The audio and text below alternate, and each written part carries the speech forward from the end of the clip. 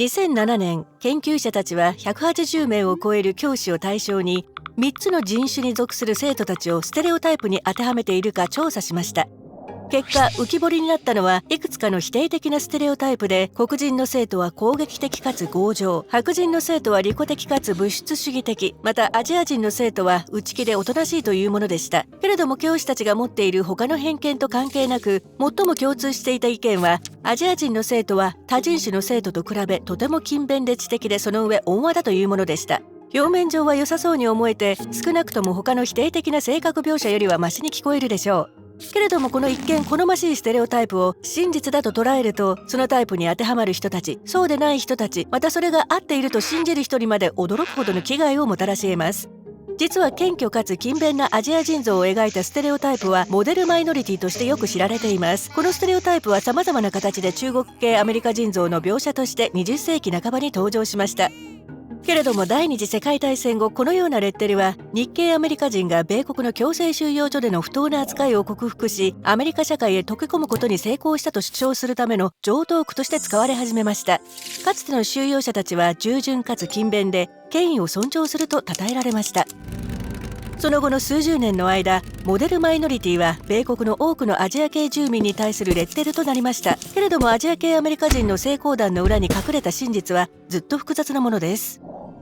第二次大戦中、米国政府は強制収容所の日系アメリカ人のアメリカ化を試みました。英語のクラスや愛国心を高める訓練やアメリカの白人社会での身の振り方などのレッスンが施されました。収容者は解放された際に以前住んでいた日系人居住区や特有の文化的な観光を避け、その代わりに白人社会に同化するよう指示されました。でも数十年にわたる反アジア人政策やプロパガンダの後で、米国の白人たちに対し日系アメリカ人はもはや脅威でないと説得をする必要がありました。そこで政府はメディア作戦を企て、日系アメリカ人に対する人々の認識を裏切り者からアメリカの成功物語へと変えようとしました。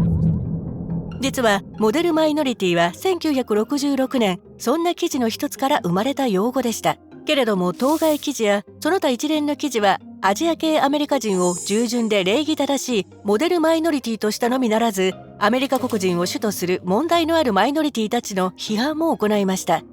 公民権運動の高まりに脅威を感じた政治家たちは、アメリカ黒人による公正と平等への要求の評判を落とすためにこのレトリックを利用しました。貧困にあえぐ黒人コミュニティを劣ったものと描写するためにアジア系アメリカ人の成功にまつわる作り話をしました。この語り口により黒人とアジア系の間に圧力が生じました。社会から取り残された他の人種と共に抑圧と戦ってきたという共通の歴史は消し去られ、2つのコミュニティは対立するようになりました。モデルマイノリティの神話を作ることは、白人を頂点にその他の人種を下位とする人種のヒエラルキーを強制する結果にもつながりました。確かにモデルマイノリティのステレオタイプを依然として信じている人は意識的であれ無意識であれ、この考えには賛同しないかもしれません。けれども人種集団に対して思い描く長所と短所の比較において、人種集団が特定の基準を満たすかを評価しており、その基準とは通常多数派の白人が設定したものなのです。この場合モデルマイノリティのステレオタイプが示唆するのは、社会から取り残された人種集団の中で従順、柔和かつ白人の権威を尊重する者たちは寛容な待遇を受けるに値するのに対し、現状に挑戦する人種集団はそれに値しないというものです。このステレオタイプはそれに当てはまるアジア系住民にも影響を与えます。ステレオタイプスレッド固定概念の脅威という心理現象によれば、特定の人種集団に属する者が否定的な集団のステレオタイプに倣わぬよう己の振る舞いにしばしばプレッシャーをかけるのです。けれどもこの現象は一見よく思えるステレオタイプからも発生しうるのです。とても達成できなそうな困難な社会規範に応えようという重圧は成績不振につながり得ます。また教師たちはアジア系の生徒が苦戦していても気づかないことが多いのです。学校の授業以外ではアジア系の生徒向けの社会プログラムはよく見落とされたり廃止されたりします。立場が不利なその他の人種集団と比べ支援が必要でないとみなされるためです。このステレオタイプから生じた好ましい人物像はアジア系アメリカ人に対する人種を動機とした暴力行為や差別を認識することを困難にします。またこのステレオタイプは全てのアジア人をジッパ人からげに扱うため、異なる背景や特有の差別経験を持つ人たちに影響が及びます。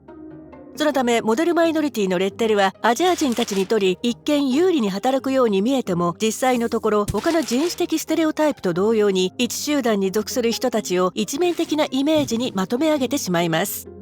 そのような一面的なイメージは特定の集団にいる個々人が経験し、苦悩し克服したことを理解する邪魔をするのです。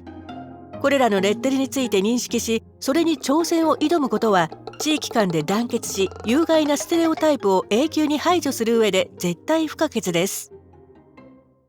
学び続けられますか？これらの動画を視聴してください。知ってると思っていたことの新しい見方や知らなかったことに出会えます。購読して好奇心を持ち続ける。